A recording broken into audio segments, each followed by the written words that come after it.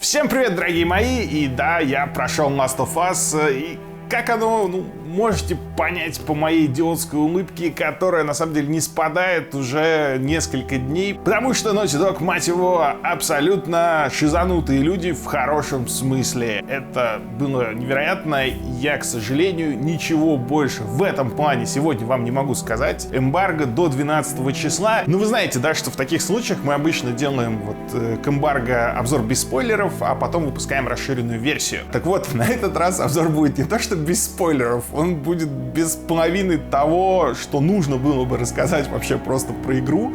Я впервые вообще за всю историю с таким сталкиваюсь, потому что обычно присылают список того, чего нельзя рассказывать. А сейчас был список того, что можно, а можно очень-очень мало, даже определяющие для крутизны, да, для понимания масштабов и крутизны проекта вещи нельзя будет рассказывать. И на самом деле я их прекрасно даже понимаю. То есть обычно я злюсь на разработчиков, но здесь нет.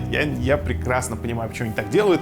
Они хотят сохранить для вас сюрприз. Все равно им обзоры не нужны. Явно они и так понимают, что все купят. Первый Last of Us продался тиражом в 20 миллионов копий. Это просто безумие какое-то. Поэтому они, в принципе, понимают, что люди игру купят. Ну и мы, журналисты, здесь во всей этой истории нужны только как дань уважения традициям и для создания окончательного хайпа. Но, повторюсь, я их понимаю, потому что эта игра таит в себе миллион сюрпризов, она очень хорошо удивляет. Это должно остаться в тайне до того момента, когда вы сядете в нее играть и охренеете. Охренеете вы совершенно точно.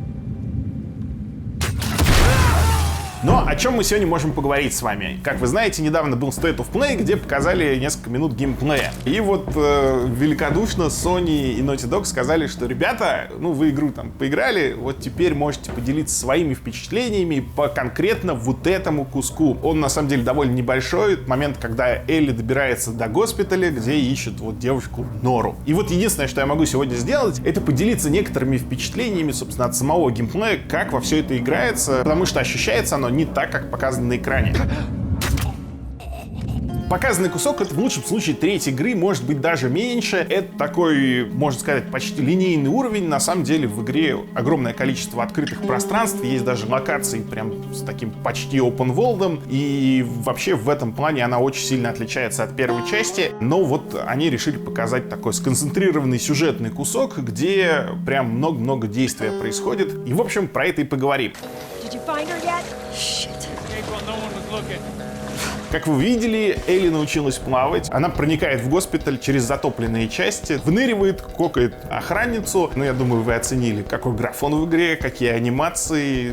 Да, она в этом плане немало удивляет. Но, кстати, я был прав, даунгрейд все-таки произошел. Но все равно игра выглядит очень-очень круто. Но больше всего обсуждений, я заметил, было связано с PS Vita, которая мелькнула на экране. И на самом деле в игре она будет мелькать не один раз, и почему-то у многих людей с этого бомбит, но все при этом забывают, что эпидемия в Last of Us началась в 2013 году. То есть Vita тогда была еще много кому нужна, она наверняка была во всех магазинах, поэтому с точки зрения вселенной это охрененный такой штрих. Многие, выжившие, они потом эту Vita замутили в магазинах. И забавно, что постоянно на ней играют в разные игры. Можно рассматривать на экранчике монитора, что там запущено. Дальше Элли вылезает во внутренний дворик и следует очень смешной диалог, который наверняка вы не расслышали на английском, но он опять с больной темой про ЛГБТ, потому что, я очень хорошо этот диалог запомнил, я на нем просто заорал. Там идут мужчины с женщиной, и мужик жалуется, что ему скучно, а женщина ему говорит: да ладно, заведи себе солдата, будет в патруле весело. I'm telling you, man, date a soldier. It makes these shifts so much easier. Sure. I'll keep that in mind. И в этом моменте, меня не то что бомбануло, но я прям реально засмеялся, потому что это уже такое прям очень-очень все смешно. Но к чему я про это заговорил? То, что это, наверное, последняя такая ЛГБТ-фразочка, которая есть в игре, такая откровенная. Может быть, еще парочку ближе к финалу затрагивают эту тему немножко по сюжету. Но в целом, если кто-то там очень волнуется, все вышло так, как, в общем, я и говорил. Это скорее такая претенциозная, конъюнктурная история, чтобы быть модными у соответствующей аудитории, чтобы про это говорили. Но нельзя сказать, что в игре это занимает какое-то важное место. Так что разговоры будут, но кто уже предзаказал, кто ждет, вообще не волнуйтесь, все в игре замечательно, она не про это.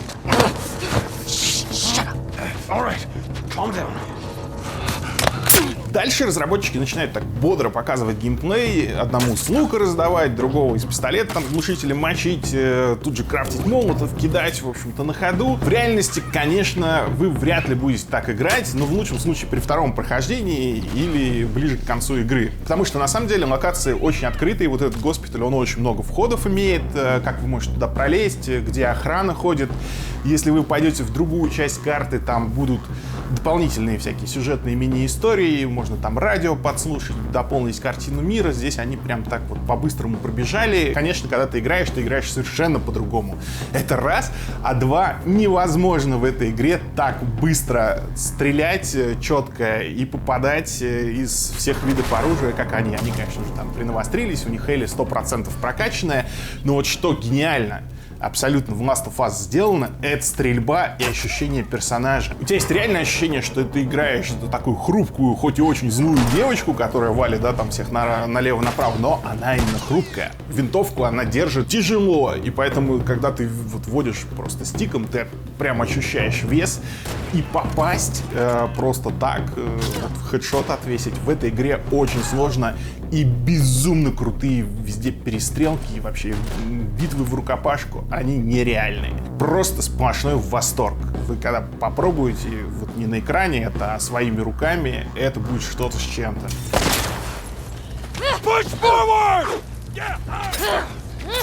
И в большинстве случаев в начале игры вы, скорее всего, будете подкрадываться к кому-то, там, его душить, тащить в кусты и, в общем, очень осторожничать, потому что, когда начинается перестрелка, во-первых, вы видели там 1-2 патрона, много не постреляешь, во-вторых, попасть тяжело, в-третьих, когда ты попадаешь, настолько долго идет перезарядка всего, что в этот момент в тебя уже начинают лететь пули, тебя практически сразу с ног сбивают. В этом плане, стрельба ощущается вот охренительно реалистично, и это прям усиливает погружение. Ну а рукопашные битвы, они, к сожалению, здесь очень мало показали.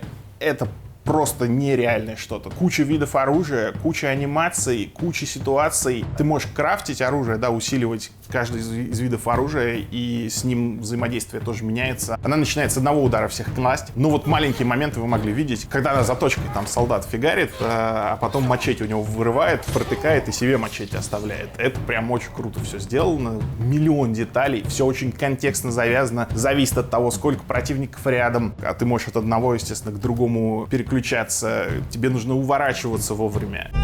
Предварительно ты можешь там бутылку в них или кирпич швырнуть, чтобы оглушить, из одного удара добить. Его, собственно, вот можно крафтить дымовые бомбы, которые ты кидаешь, и враги становятся оглушенными, их с одного удара можно приложить, и это очень круто против групп действует. Когда ты кидаешь, потом врываешься, всем раздаешь, чувствуешь себя вообще мега крутым, потому что если ты ошибешься, скорее всего, ты умрешь. Не то чтобы игра сложная, но умираешь здесь очень-очень быстро, если ты ошибаешься.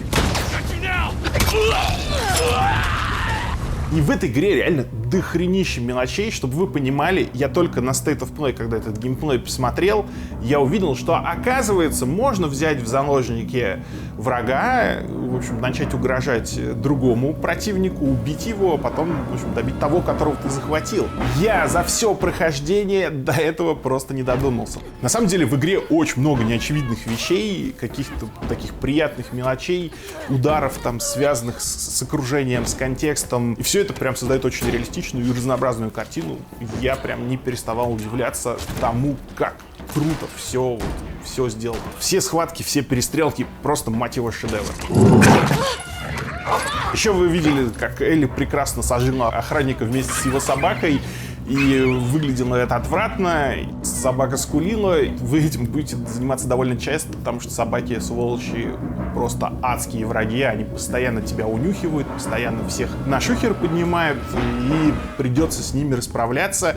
Иногда особенно жестоко, особенно в пылу сражения. И вы будете себя чувствовать сволочью, и в какой-то момент прям особенно будете себя чувствовать сволочью.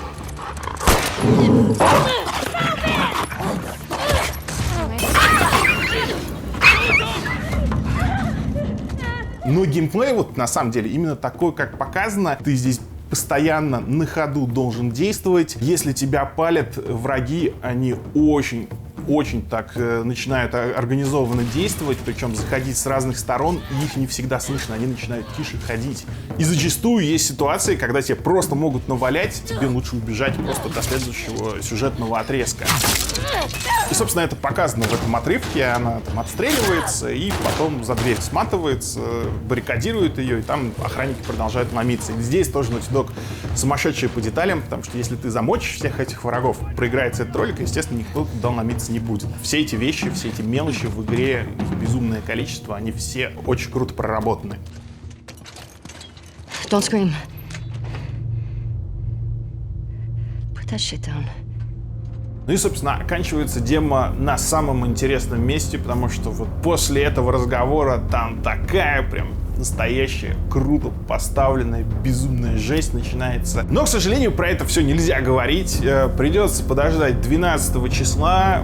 Будет большой обзор, будет он без спойлеров, и это будет, наверное, 1/4 или 1/3, в общем-то, моего обзора, который я записал, потому что про игру реально нельзя ничего говорить. Но я повторюсь, я понимаю разработчиков, они просто хотят, чтобы вы почувствовали то же самое, что вот мы почувствовали, журналисты, проходя Last of Us, а мы очень много удивлялись и охреневали. Ну и я, кстати, не только прошел Last of Us и записал обзоры, у меня еще было прекраснейшее, хоть и короткое интервью с одним из режиссеров Last of Us 2, с Куртом Маргинау. И оно прошло сразу, вот на следующий день после того, как я закончил игру, и это было совершенно охренительно и дико приятно для меня, потому что я, наверное, впервые вообще в истории сразу после прохождения смог поговорить, да, пообщаться с одним из создателей игры и обсудить там финал и все мысли в игру заложены. И это было реально прикольно, так что бонусный контент будет крутой. Поддерживайте канал, взамен получите много приятных ништяков. До встречи, скоро увидимся, будет интересно.